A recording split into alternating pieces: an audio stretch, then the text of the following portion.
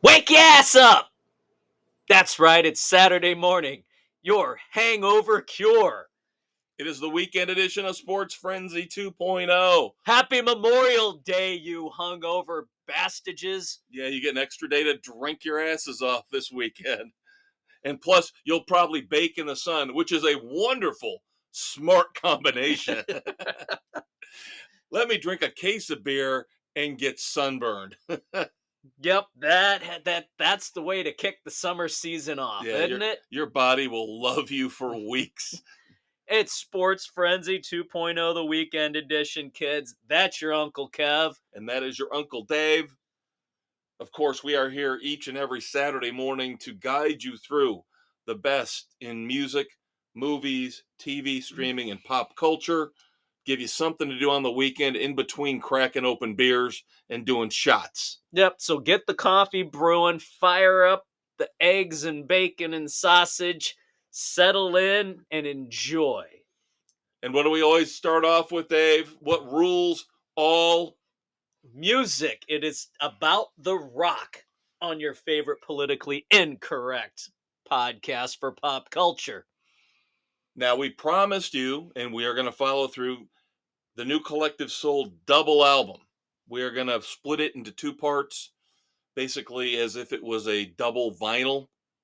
This will be the review of the first LP.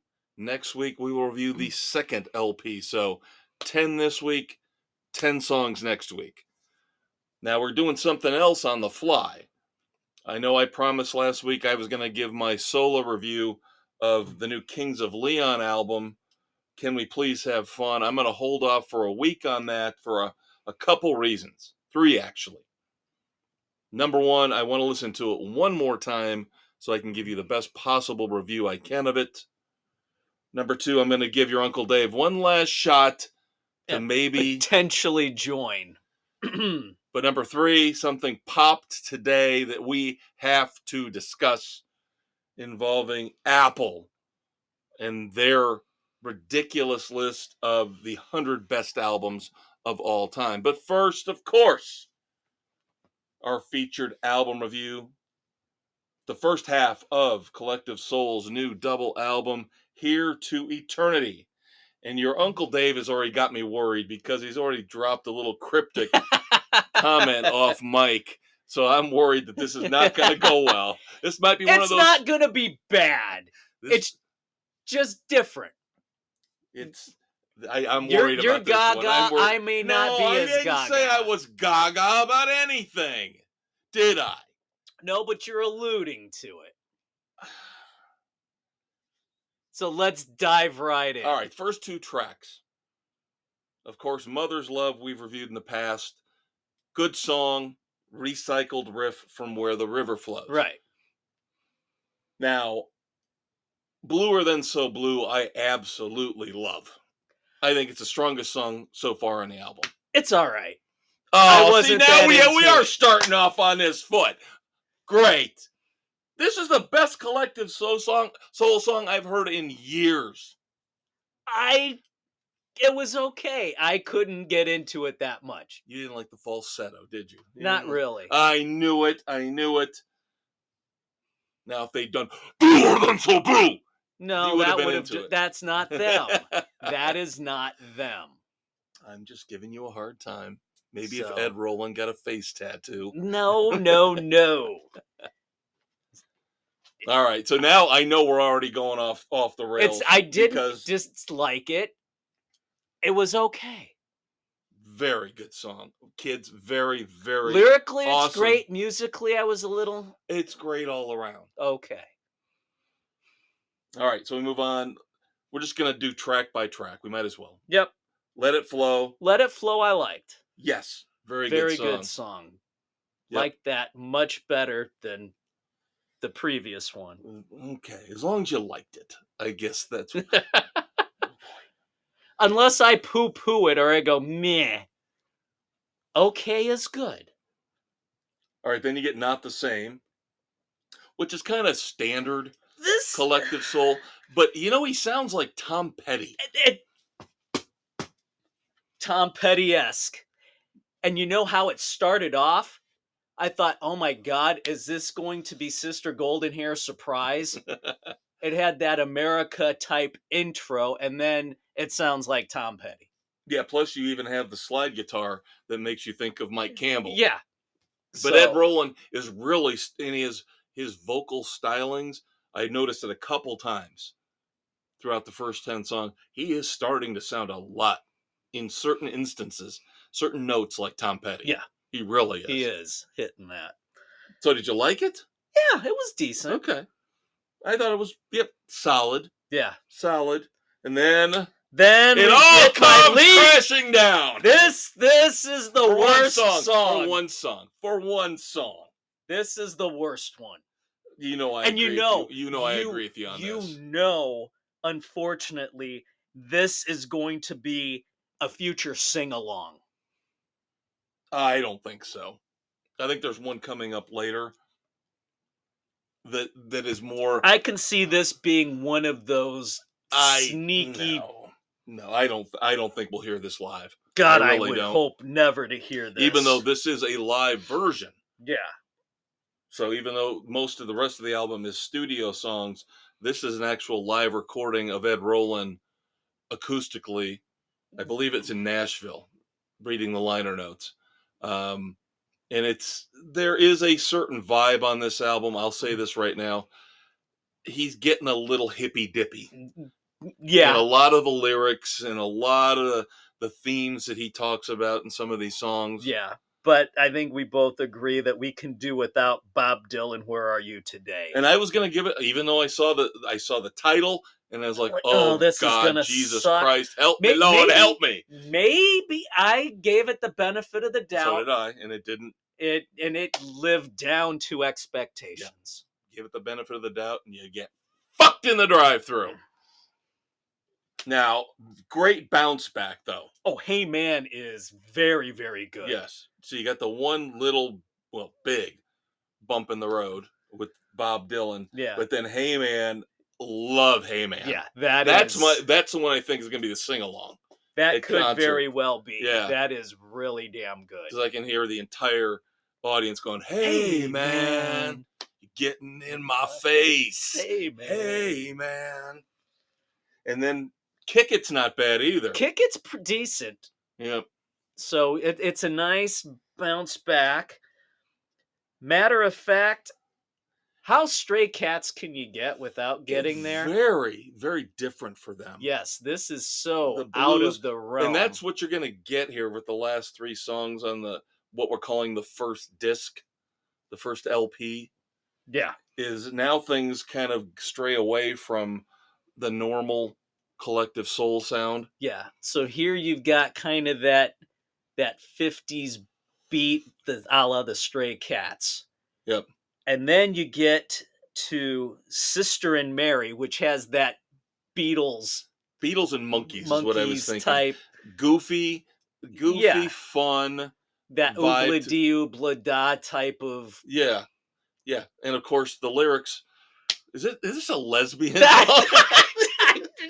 Is it a lesbian? It's a lesbian song, isn't it? They're kiss and make up. Yeah. Jealous of the husband. Never know what's in store. Never know what to explore. Sister and Mary. Yeah, I think again, it's Ed Roland kind of going just in doing a free love hippy dippy.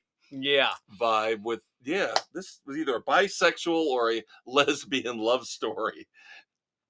Well, I'm glad I didn't read the room wrong, because I was like, yeah, he's singing about 2 women who are getting together at the end. Yeah. After one of them gets married to the other one's former boyfriend, and they have kids. And then they don't talk to each other, and then they kiss and make up. It's interesting. I will give you that. It's interesting. It's different. It's not dull. No, it is not. But I don't think it's a song I'll be blasting from my car stereo either. No. And then finally we get Be the One, which is your little piano ballad. Yeah, that was not horrible, but yeah, that's about how I feel about it. I like the little lyric twist in the chorus where talking about be the one to do this for me, be the one, and then nothing more. I kind of like that, but that's... Yeah. So it sounds like it's going to boil down to Bluer Than So Blue, because you've downgraded that song so much, it's probably going to affect your rating, where I think it's arguably the best song of the year. All right, Outside of that, we're pretty much I will not copacetic. put Bluer Than So Blue in Dude, a I top listened to that song of song the probably year. 40 times this week. I love it so much. Well, there you go. Then why don't you marry it? Sister and Mary. The one thing I have noticed, of course, I have the physical CD here in the studio. The one thing I've noticed, that disturbing trend, I don't think you can notice it overtly, but maybe, is that I think Ed Roland's taken this band over completely. He's always been the leader, but I think he's starting to really... He wrote every song. No help from any of the other band members. And this that worries me a little bit. This is not the road we want bands to go down. As we talked about with Mark Knopfler, you need the others to rein you in and keep you on task, to keep everything from sounding the same, and to push you to be better. Well, I think we can agree. We can say this through the first half of this double album. There's diversity here. They're all over the place. Yeah, there's a lot of different sounds we're getting. Yeah. And again, I think we're getting a lot heavier 60s hippie influence from Ed Roland than we have in the past. Yeah. So now comes, this is a partial grade. It's a partial. Because we've still got next week tracks 11 through 20, the second LP of this double album, to review for you. So what rating do you give the first half of Here to Eternity? Definitely a strong 3, going to the weak 3.5. What? See, what the hell are you doing to me?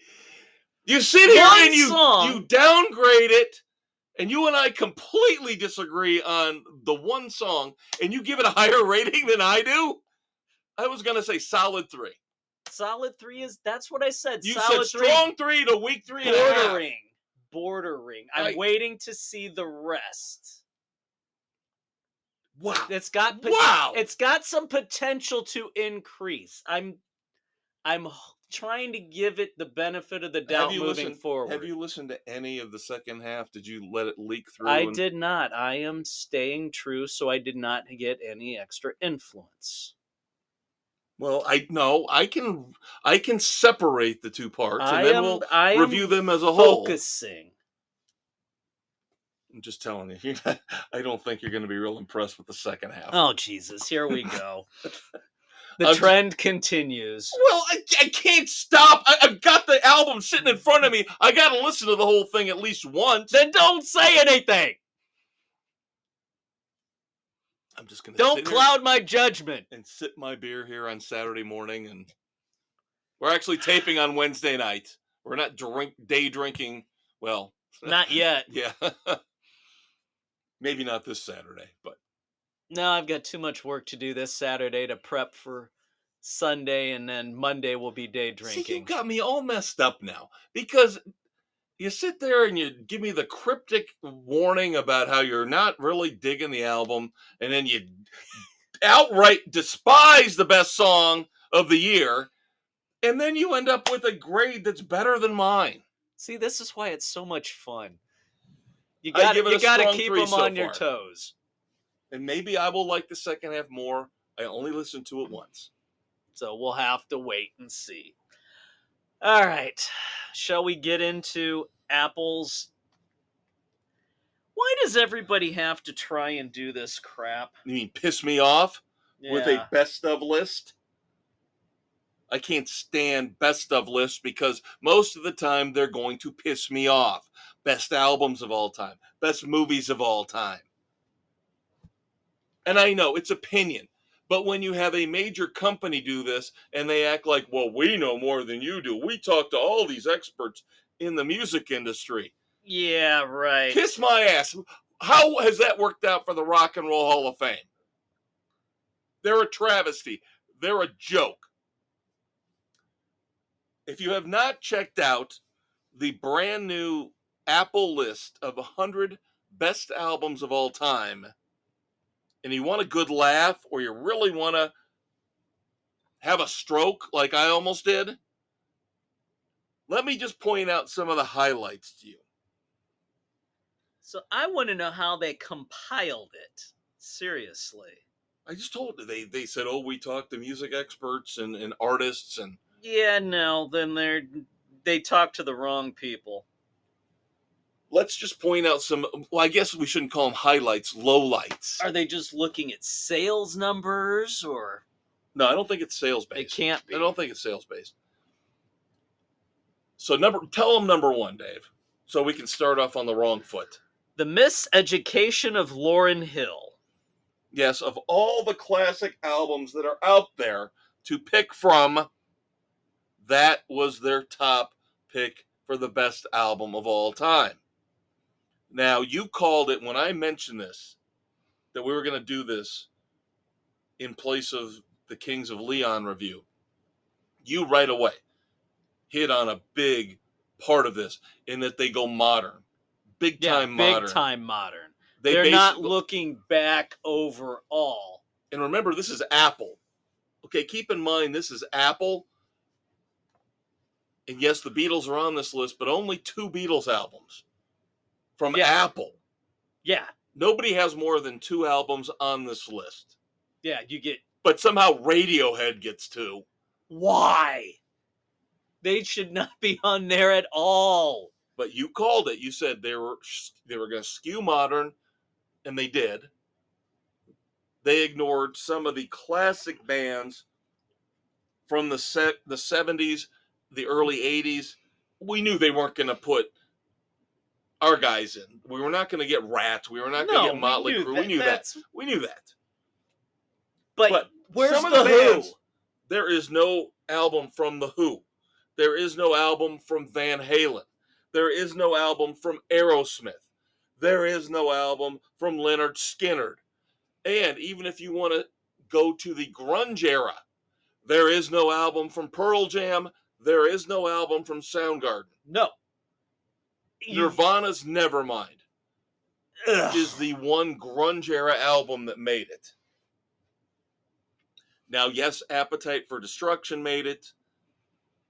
Back in Black barely made it in. Yeah, Hotel California barely made it in. Yep.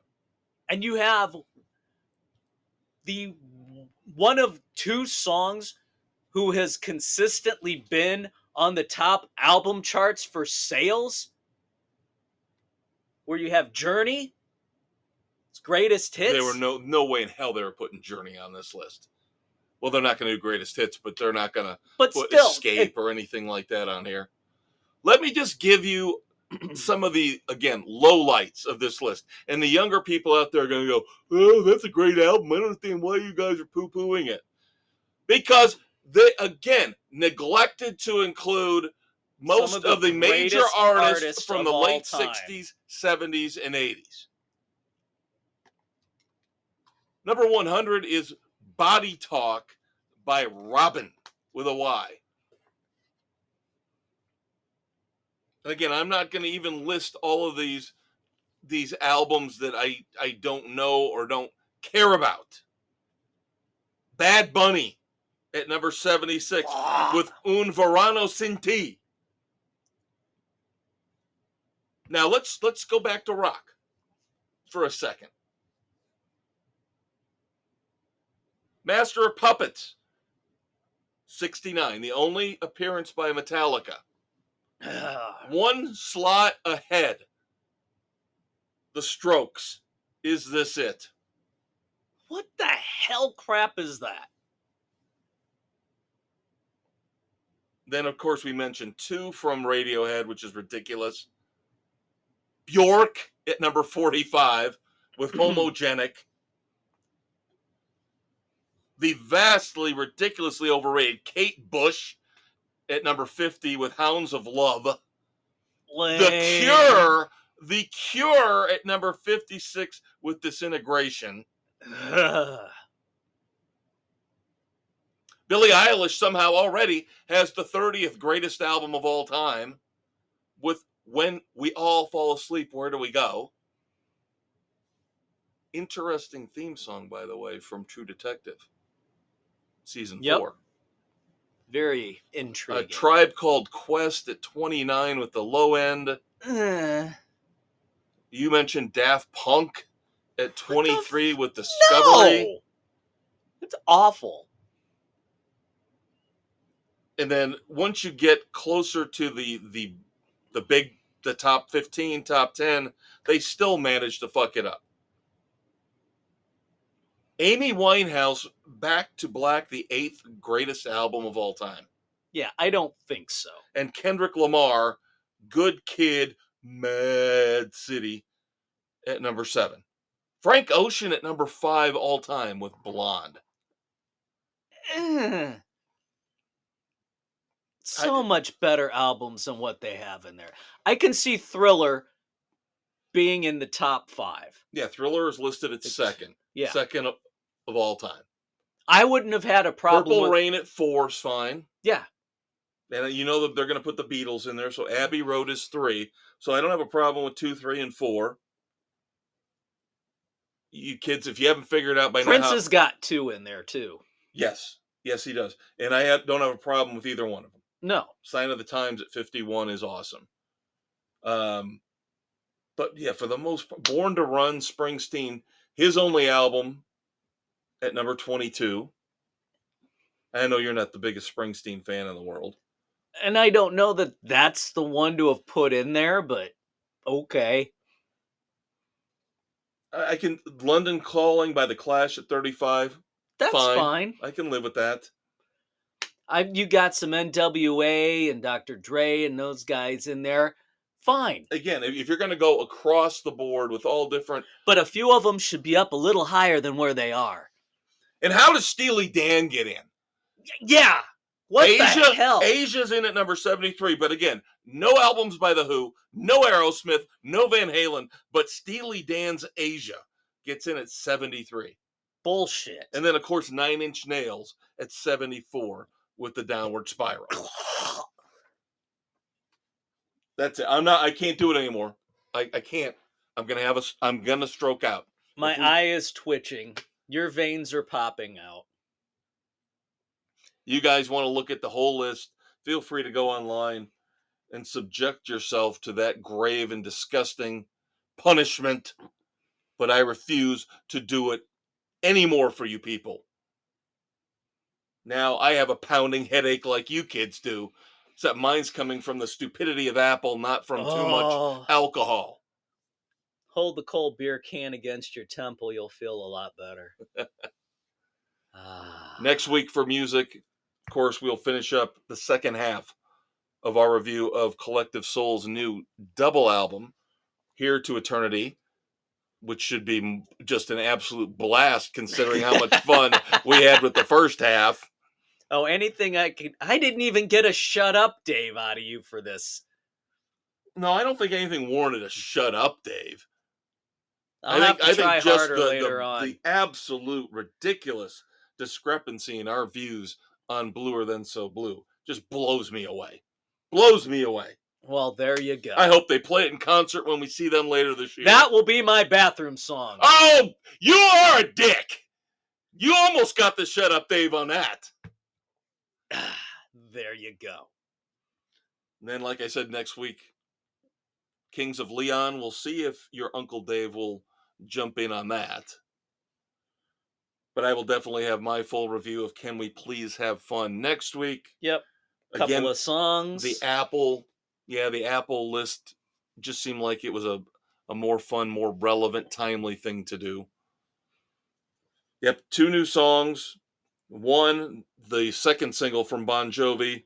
That we're subjecting ourselves to. Yep, the upcoming album Forever. Second single is Living Proof. And then a special treat. It's not an official released song yet. No. You have to go to the Roger Klein and the Peacemakers YouTube channel. And Roger Clyne is on the back of a boat, plays a full acoustic version of a brand new song. We had heard that they were working on new music. Finally, as Native Heart was released, I believe back when dinosaurs roamed the earth. It's been a while. But You Got Lightning will be featured as a song review next week here on the weekend edition. And Roger Clyne is on the concert agenda for this year, kids. Yep, so we will have a full slate of music once again for you next week. In a couple weeks, probably about 3 weeks, we'll have our next concert review, Styx, Foreigner, and John Waite in Grand Rapids. That'll be coming in mid-June. Yep. And one last note off the track here before we move on to our movie review. There will be changes behind the scenes coming to Sports Frenzy in the next couple weeks. The way we record the show is going to change a little bit, but good news is I have already tested out one of the options that we have available to us. You will not notice a single difference from what you're getting right now, since we have already jumped ahead of the curve and started doing the non-stop episodes. Yes. And got rid of all the silly promo breaks. You will not notice, hopefully, a single bit of difference. Here on the back end, we might have to switch from Studio A to Studio B. Still not sure about that. It's still all going to be good. Yep, but we are not going anywhere. I know you're thinking, oh, God. Son of a... Well, Dave, as we move on to movies, this weekend, obviously, Memorial Day weekend, big holiday. Right? Big holiday. Big holiday. But our movie review is another big holiday. Now, this goes all the way back to a movie we had a Sports Frenzy movie night out with a long, long time ago, which would be Quentin Tarantino and Robert Rodriguez. Yep. Right? Yeah. They did The Grindhouse. The double feature. Yep. Planet Terror. And Death Proof, where Kurt Russell screamed and cried like a little baby as a bunch of women beat him up. But one of the cool things, Grindhouse was okay. Planet Terror was much better. Planet Terror was so much better than Death Proof. They had Rose McGowan with the machine gun leg. But they had interesting previews during the intermission. Right. And so that's where we saw Machete. And then this is going back a long time, kids. What, 20 years? Pretty close to that, yeah. Thanksgiving. And Eli Roth has had this gestating in the back of his head. It wasn't... the title is the same.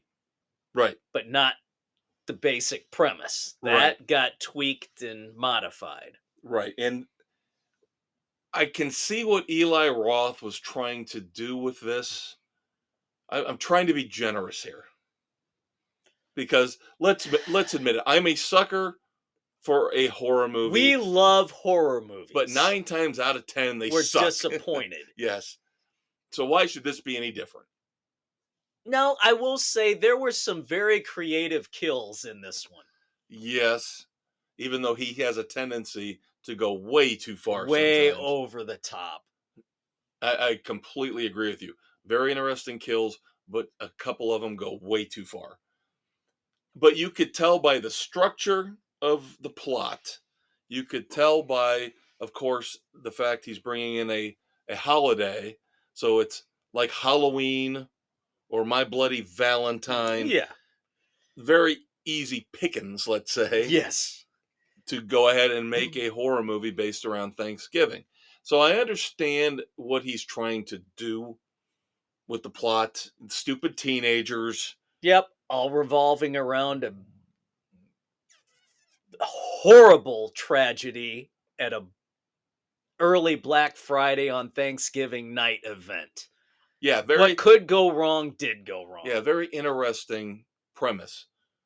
to start everything off with, and that, of course, is the tragedy that somehow has created a serial killer. A John, year later, John John Carver. Carver, Right. based in Plymouth. Yeah, this whole movie takes place in Plymouth, Massachusetts. So beyond that, the plot is very shallow, very superficial. Yeah, they give you the what I would call the red herring, and this is obviously the killer, right? Wink, Wink, wink, wink, nudge, nudge, nudge. nudge. And then, of course, it No, ends up being somebody else, completely out of the blue. not completely out of the blue. Well, you could I have, had suspicions, but they were confirmed well before the reveal. and I will say this. I will say this. Now, the female lead, what we would call the final girl Yes, in horror movie vernacular, is one Nell Verlacque. She's easy on the eyes. she is, and she did a pretty good job considering But what she had to work with. yeah, the plot makes it basically, and yes, somebody does get hit in the head with a meat tenderizer at one point, but you feel like you were getting hit on the head with the same meat tenderizer as one of the most clunky, awkward, stupid plot expositions of all time, where not once but twice during the movie, and it's not really a spoiler, they make a point of Nell's character talking about, oh yeah, I remember back when I was younger, it was ridiculous. I learned how to fire a musket.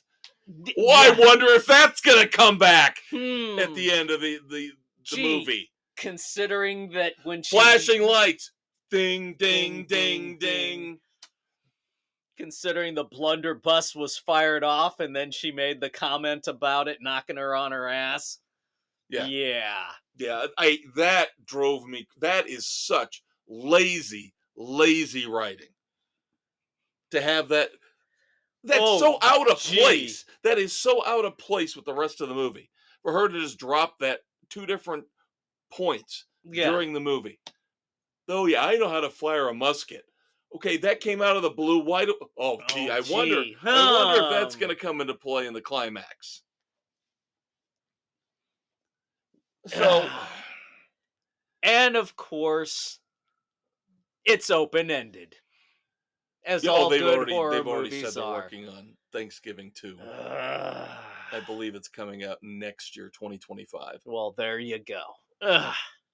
But yeah, if you take Thanksgiving for what I think Eli Roth wanted it to be, sort of an homage to the old late 70s, early 80s Halloween, Friday the 13th type movies. He missed the mark. This is more. Yeah, I'm not saying he did a great job, but that's what I think he was trying to do. Yeah, this is I don't even think he was going for that. I think he was going even back a little further to more the exploitation, but not going as far. Just the uber gore, right? But that's the big B movies. Because I was not a fan of Hostel. No, I thought Hostel. We're talking about some of the kills in this movie going way too far. Hostel, every kill went way too far, to the point where it's just disgusting and awful. At least this movie, again, I think has a little bit of a nostalgia factor, and I am not recommending it. I am not recommending it, but I'm just saying there was a chance for this to be better. There was something there. There was a little bit of nostalgia going back to those old. Is it wrong that I liked it better than Night Swim? No, I don't think that's wrong. It held my interest a little bit more. Yeah, well, I definitely liked it more than Smile. Oh my God, that had to be one of the worst ever. No, it just falls into that same old category when it comes to underachieving blah horror movies and we're just going to throw in all the extra blood just to try and get the gross out factor. Right. No, I'd give it a week, 2 frenzies. That's exactly where it belongs. Yeah. No, I don't think there's any shame in thinking it was better than Night Swim. I think they both had There was something there, yeah, potential in both. that was not fully achieved. Right. Right. And like we said, 9 times out of 10, even though we are suckers for horror movies, they're going to disappoint. Yep. And it did. Yep. Still waiting for when Winnie the Pooh Blood and Honey 2 hits streaming. What Because about then we know we're going to be talking quality horror. well? What about MVW? Yeah, that's probably a ways off, though. Mickey versus Winnie. Yeah. Now, the one I do want to watch, which we talked about at our meeting, our Sports Frenzy meeting this past Monday, that Aaron brought up, is I do want to watch Late Night with the Devil. That looks really good. Very intriguing. Yes. All right, little bit of, not a ton, little bit of movie news, and then a little bit of pop culture news, and we'll move on to our review of Dead Boy Detectives, Season 1 on Netflix. Now, I love the X-Men. I've always loved the X-Men, read the comic books. I grew up with what is the current incarnation, but people forget that is not the original X-Men. Right. With, Wolverine was not an original X-Man. Chris Claremont and John Byrne reinvented the X-Men as they got stale, as they came in from the 60s into the 70s. They needed a little life breathed into them. Right. The original X-Men were Cyclops, Beast, Marvel Girl, not Jean Grey, but Marvel Girl, and then you had Iceman. That was the core of the X-Men, and they all wore the same outfits, trying to look like the quote-unquote super team. Yeah. Trying to be like the Fantastic Four, and it just didn't work. So then they reinvented them with the whole new group, Cyclops still leading them, but then you had Wolverine and Colossus and Nightcrawler, and it took off and became a phenomenon. So, short story long, when television animation kicked in, we're not even talking about the glorious 60s with the likes of Spider-Man and Johnny Quest, but kind of the MTV era. We had Batman, the animated series, which was killer. That was fantastic. And then we had X-Men, which was a pretty good. Yeah, they did a decent job with that. Now, Disney Plus has brought back the same vibe with new stories, calling it X-Men 97. And it's getting rave reviews. They just wrapped up the first season. It's supposedly the same exact vibe as that old classic X-Men cartoon. But get this. Talk about a weird way to kickstart a project. Because of the success of X-Men 97 on Disney Plus, Marvel has finally decided we need to reinvent and bring back the X-Men. So they are in negotiations with a writer to start penning a script to bring back the X-Men.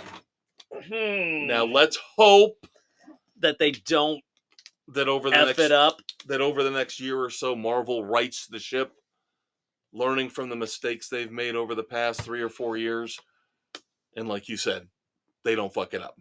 Yeah. Don't checkbox it. Now, if you listen to our sports edition, and then why wouldn't you, earlier this week? Because you can find that on Spotify, Pocket Cast, Apple, Overcast, CastBox, Amazon, Audible, and iHeart Sports Frenzy, baby. Otherwise known, of course, as iHeartRadio. If you listened, you will know that Dave and I continued our ranting and raving about streaming services, of course, when it came to sports on that particular episode. But we talked about, in general, the fact that the streaming services are now realizing they don't, as standalone entities, aren't getting a lot of power, aren't getting enough subscriptions, aren't getting enough subscription money, so they are consolidating, and you're getting bundling. And we're basically heading back to a different form of cable television. Yep. Now, we talked about, I believe it was just last week, we talked about how Comcast was putting together a package deal for their customers only. Now it is the fog is lifting. We're getting a little bit more clarity on this. It will be the Comcast Xfinity Stream Saver deal. No contract involved. And I think initially we said you had to be an internet customer. You can also be a Comcast television customer. Oh, and get this. So this would so you possibly could jump play on in. this. It will be $15 a month. You can get Apple TV Plus, Peacock, and Netflix. Now, the only catch with Netflix is you would have to get the with ads version. For which one? For Netflix? Yeah. But considering the fact that Apple TV Plus, Netflix with ads, and Peacock, you're talking about $23 a month. So you're saving $8 a month, roughly. Ish. Yep. Yeah. With that bundle there. So something for you to consider. Yes. Since you are a Comcast we TV are, and customer. We've got Netflix and Peacock, but do not have Apple Plus. Now, I don't know how that would work in terms of you'd have to cancel your Netflix and Peacock and then sign up for the bundle, or if it rolls it in, that's something to, we'd have to look into that. I think it depends on how you signed up. Did you sign up through Comcast? If you did, maybe that'll make things easier. No, we've had Netflix way before. And all right, in pop culture news, Dave's a gamer. Yep. Big time gamer. I'm a limited gamer. Well, I'm not big time as the boys. Time. You're a big time gamer. Last time I came over to your house, you told me you're going to have to hold your ass on a second, Kev. I'm in the middle of a level. Did you or did you not? Yeah, I was in the middle of a mission of Red Dead 2. So you're big playing time, it again. You're a big time gamer. Coming out in the fall of 2025. Finally. After years and years and years of waiting. You're still going to have to wait over a year to get it, but this isn't like movies. It takes a long time to develop these games.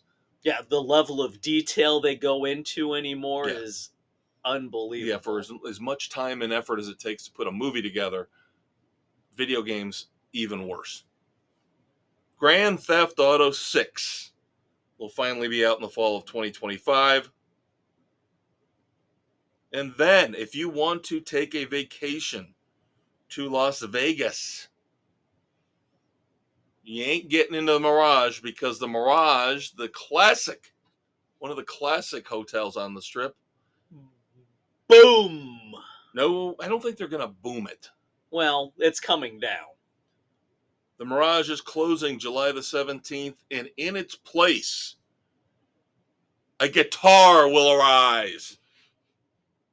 The guitar-shaped Hard Rock Hotel will take the place of the Mirage. I don't know how to feel about that. I love old school Vegas. Just too much gimmicky bullshit. But the thing is, it's another venue where you can have actually some rock bands maybe take up a residency. Maybe. Instead of a Cirque du Soleil or a magician show. So. All right, on to TV and streaming. But I do have one little follow-up note on TV and streaming before we get into our review of Dead Boy Detectives. This will make you happy, Dave.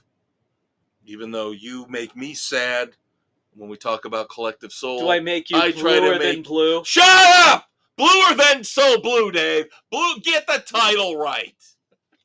Get used to it. Because it will be in my top 5 at the end of the year in the greatest songs of 2024. Last week we talked about the fact that Well, that 90s show. That 90s show based on that 70s show is coming back. Part 2. I don't like how they're doing this part 2 and part 3. It should just be season 2, part 1. Yeah, whatever. June 27th is when we're getting our first 8 episodes on the return of that 90s show. Now, we've talked about the fact that Jackie and Kelso are not coming back. That's all right. But it has been disclosed that there is a character who will have an expanded role in that 90s show, season 2. Even though he barely appeared in season 1. He's moving back. Moving back. That would be Bob Pinciotti. Bob. Otherwise known as Don Stark. Bob's coming back. And that, of course, will create so much fun. That will create so much fun. Yeah, he's got an upside-down pineapple shirt. Bob Pinciotti coming back, at least you know. That means we get a lot more foot-in-the-ass jokes. Oh, that's going to be good. All right. 8 episodes of Dead Boy Detectives, season 1 on Netflix. Damn. We've been talking pretty much on and off about this the last month since it debuted. Of course, since I savor my streaming. Nick and I actually savored this one. We actually finished it up last night. Wow, I had it done before you? Yes. That's a shocker. Well, like I told you, I had a lost weekend having to go to a conference. So. Right. But, yeah. Now, of course, Dead Boy Detectives, we've already discussed this to a point, was originally meant for Max.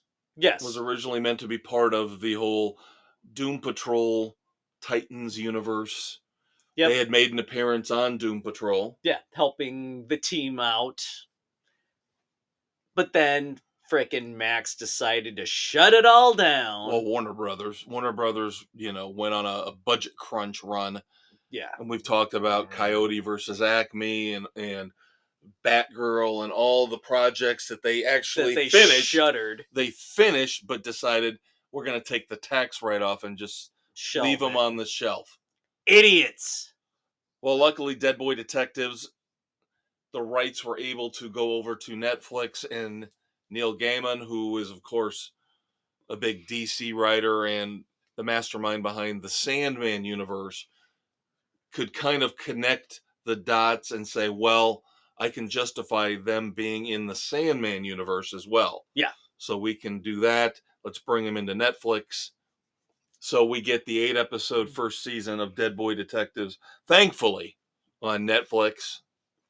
And it was awesome. It was absolutely awesome. I loved it. It was aces. It's got the quirkiness. It's got the best of everything. It's got the quirkiness of Doom Patrol, but it's not as, at times, obtuse. Bizarre. Yeah, bizarre, obtuse. Yeah. It's more of a linear story, linear plot. Yeah. Brilliantly written. Very well acted by everybody in there. Yep. Absolutely.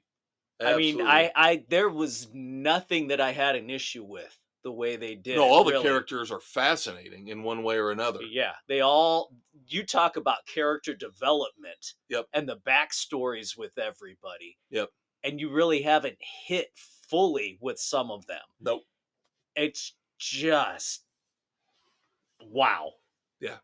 And this probably, I know we've talked about it, how when we were growing up, a full season of shows was 23, 24 episodes, and now it went to 13, and now it's down to 10 or 8. This could have used another 2 episodes. Like you said, it finished up a little. It felt rushed. Could have used a little more, like you said, character development for pretty much almost everybody. Yeah. But that being said, it was great. I will give it a strong 3.5 frenzies. Yep, that's exactly where Nick and I were with it. A very, very strong 3.5. I am hoping, I have not heard word on a renewal for a season 2. God, we better get I one. am a little worried because the way things have been going here in the streaming world recently, usually these renewals come pretty quick. Like Reacher, Yeah. I don't even think the second season was done. They already renewed it for the third. So I'm the longer we hoping have to wait, the worse iffier the it outlook gets. is.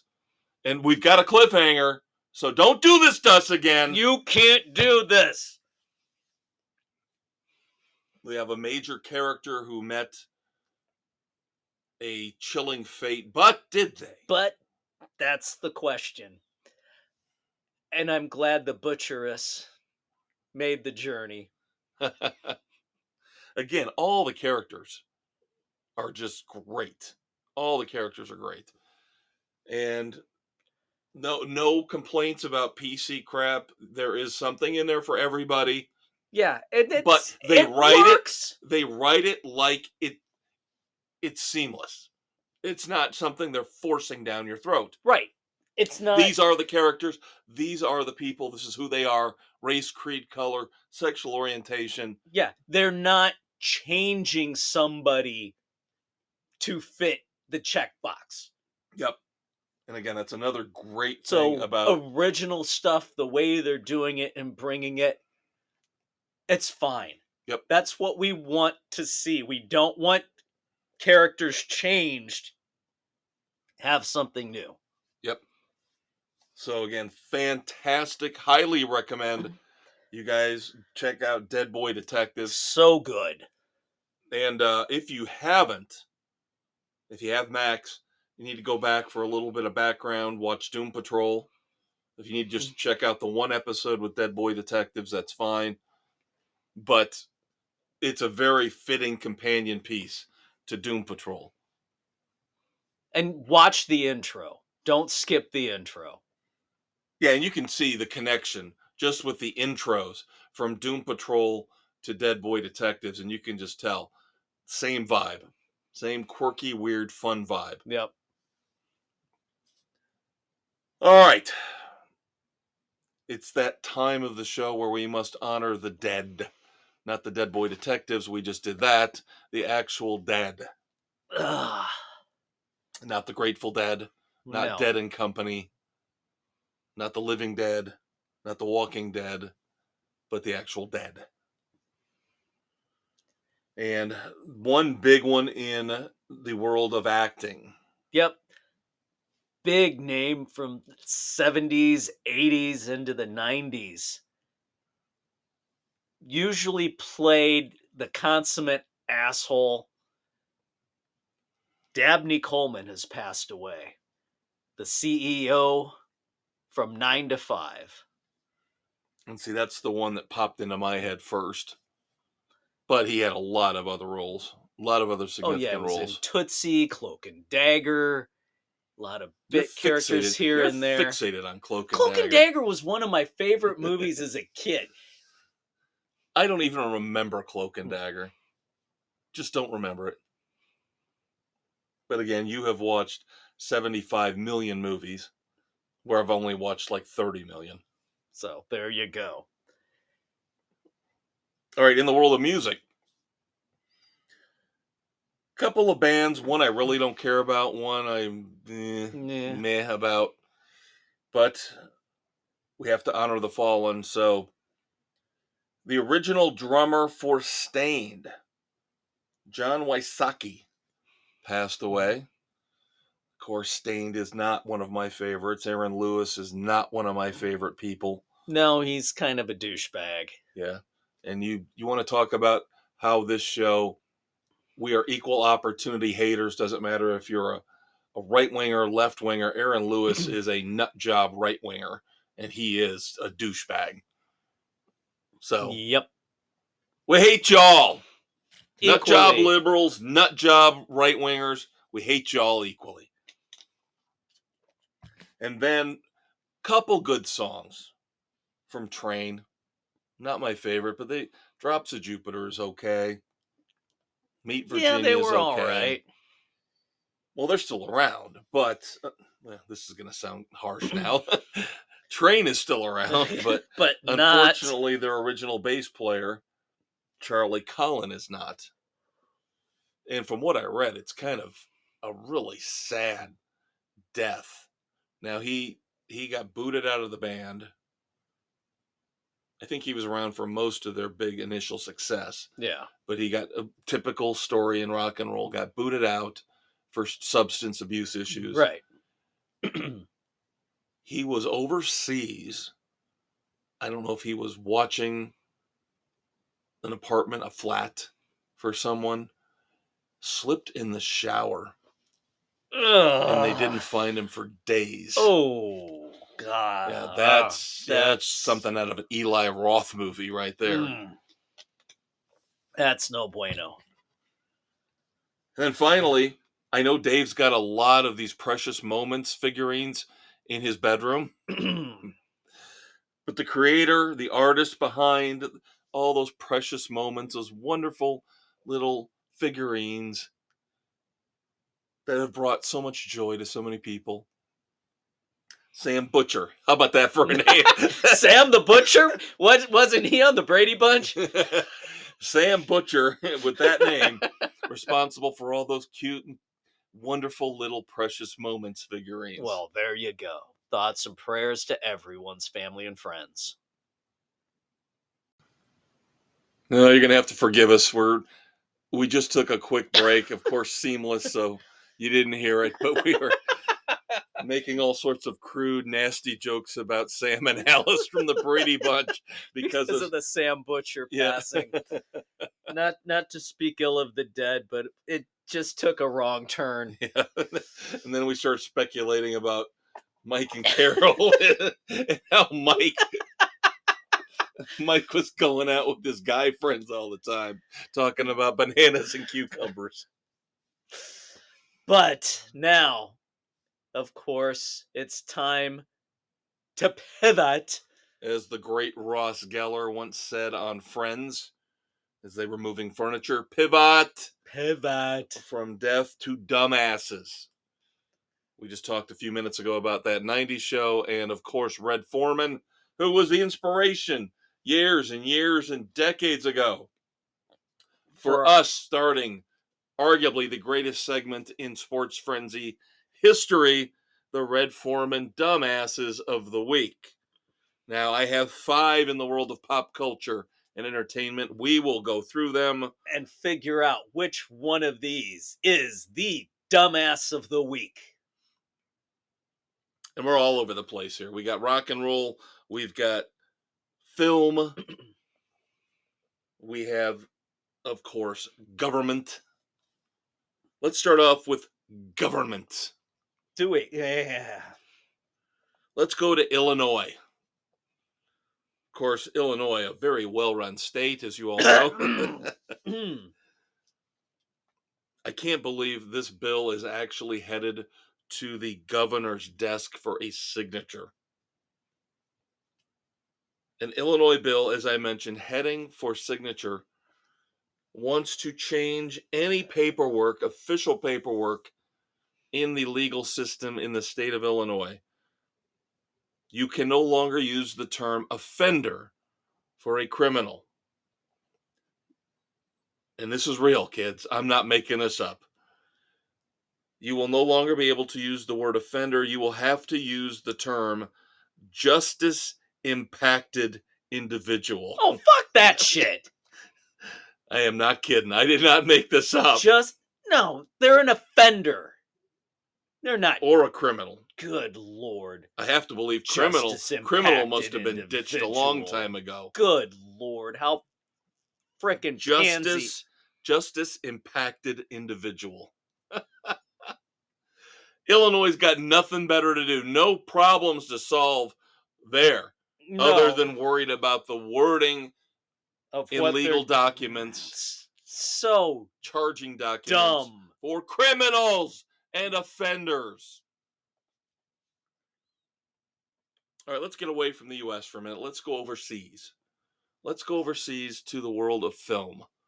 And the most hoity-toity, pretentious film festival of them all, that would be Cannes. Con. Con! I was just thinking the same thing. Somebody should do that. Somebody should have William Shatner screaming, Con! Now, this has been a tradition for a long, long time, but it's about time somebody called it out as being the ultimate stupid, dumbass, ridiculous, pretentious way to judge a movie. So, of course, Cannes picks their roster of movies every year that they're going to show. And everybody, all the big wigs from Hollywood and all over the world, want a spot on the roster at Cannes. But how do we know that these movies are really, really good? How good are they? Good, great, mesmerizing, all-time classics. What, we have critics? Well, yeah, there are critics there, but that's not the real way that the artsy-fartsy French community and everybody at Cannes judges movies. It depends on how long the standing ovation for the film goes. Now, who's the dumbass off to the side holding up the sign, applause for the duration that it's expected to get? Or who's the dumbass over there with the stopwatch? Yeah. Timing it. My God. Pretentious bullshit. And the people in the audience, They literally, don't are they care. looking at their watches, trying to clap, twisting their wrists, clapping, going, okay, I've been doing this 7 minutes now. It's probably a 9-minute ovation. So I got to, can somebody get me some lotion for when I'm done doing this? My hands are going to be really raw and hurting. And you wonder why stupid. Yes, you can call us hypocritical because we watch movies, we listen to the music, and we'll get to rock and roll in a minute. So we, in a way, we're guilty, we're complicit. But at the same time, you've got to laugh and make fun of these. These were the kids. These were the kids in high school that nobody wanted to hang out with. That's why they were in drama club. Is because they didn't have any friends. So now they've overcompensated. Now I'm a Hollywood star. And I want my 11-minute ovation at Cannes. But let's stay as we move on to our third dumbass contestant candidate of the week. Cate Blanchett. She's a pretty big movie star, right? You think she's doing okay? You think she's doing all right? You would think. Multiple-time Oscar nominee. She's probably doing pretty good. It's some pretty damn big movies, yeah. Yep. Well, she basically told reporters at Cannes she's middle class.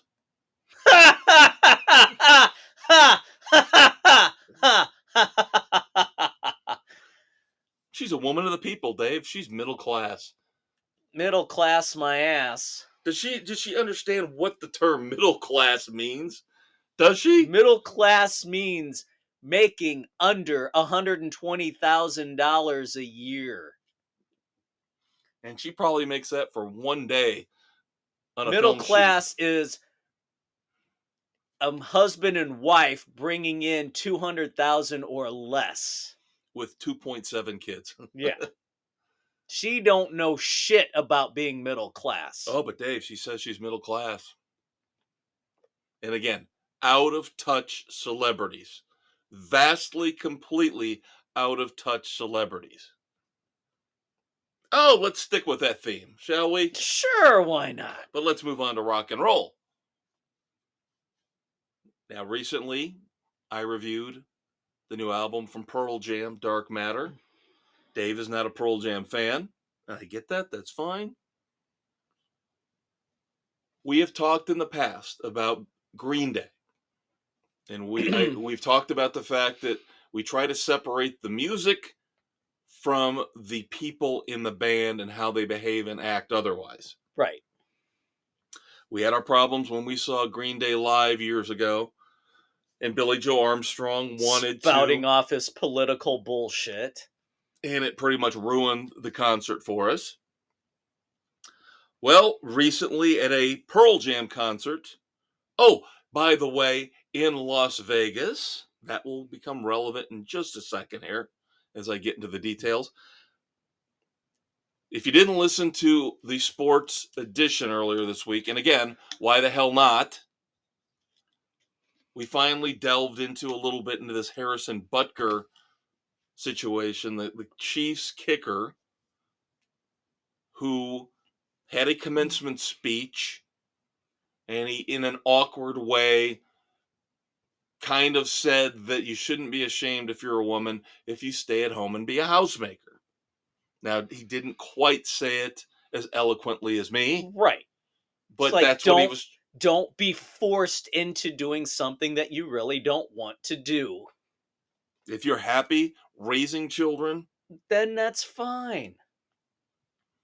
but of course, celebrities, hypocrites that they are, one Eddie Vedder, and again, at a Las Vegas concert. Now, note, where did I say Harrison Butker plays football? Kansas City. Who are the Raiders' chief rival? Wouldn't that The be Kansas Kansas City City. Chiefs?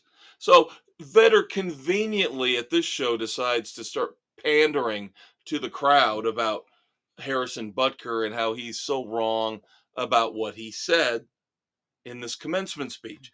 Now, Eddie Vedder, of course, as he rambled on, turned out to be a hypocrite because 1 minute he's talking about how it's probably one of the hardest jobs to be a homemaker, whether you're man or woman, and you should take pride in it. And those are direct quotes. But then he goes off the rails and he starts calling Harrison Butker a pussy, talking about, oh, he's a kicker, he doesn't even wear pads, he doesn't tackle anybody. And then he insults his wife at the end. For being a homemaker. Yeah, and says his wife decided just to be weak, stay at home, and support a man. When you just earlier said that that's okay to do. You douchebag dumbass. So I got so many issues with this little rant by Eddie Vedder. Number one, I'm ashamed that he's a Cubs fan. Ashamed. Eddie, you're the pussy. Now, I don't want to insult people who are 5'7" because I might have one here in the studio with me. But I happened to do some research because I was just, as he's calling Harrison Butker, a professional football player, a pussy, I said, well, let's see how big Eddie Vedder is. And I'm starting to think, does he have a Napoleon complex, kind of like He probably Billy does. Joe Armstrong? Both Eddie Vedder and Billy Joe Armstrong are 5'7". Great! Lump me in with those two douchebags. I'm not. You know I'm not. You know I'm not. They are snowflakes. Very, very delicate snowflakes compared to you. But this is the thing. They get to be big men when they have a microphone in hand. 40,000 screaming fans, a microphone in their little bully pulpit, and then they sit there and call other people names, whether it's a politician, whether it's a football player they don't agree with. But they can't take it themselves. They can dish it out, but they can't take it. Eddie Vedder, you're the pussy. And anytime you want to come at me, let's go. Let's go, buddy. I'm 6'2". I will tower over you and crush you. Because again, you're the kid that nobody liked in high school, but then, oh, I'm channeling my anger through my music. Great music. Not gonna disparage you for that, but I am gonna disparage you and your attitudes when you're not singing. Dave, what do we tell these idiots? Shut up and entertain us. Exactly. Shut up and sing. We don't care about your beliefs. And I will say it once again. Last time I checked, Eddie Vedder, Billy Joe Armstrong don't have advanced degrees in socioeconomics, political science. They could probably barely tie their shoes. Shut up and sing. Then finally, fifth and final entry. a company called Nosani Investments. Where are you going with this, Kev? If you guys have not heard of the big news the last couple Boy, days, this has got to be one of the biggest scam jobs of all time. yeah, if you guys have been living under a rock the last couple days, one of the biggest stories is most people didn't realize Graceland was heading to auction. Yeah, under false pretenses. And it was a day away from happening.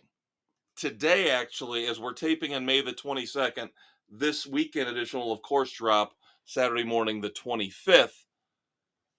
Lisa Marie Presley's daughter, Elvis's granddaughter, actress Riley Keough, got an injunction to and stop this crap. Not only did she get an injunction, but hours later, this company, Nosani Investments, said, okay, we will, with prejudice, withdraw our claim, which means they cannot refile. So it was basically... It was a scam. A lie, a scam, to try to steal Graceland away from Elvis Presley's granddaughter. Yeah.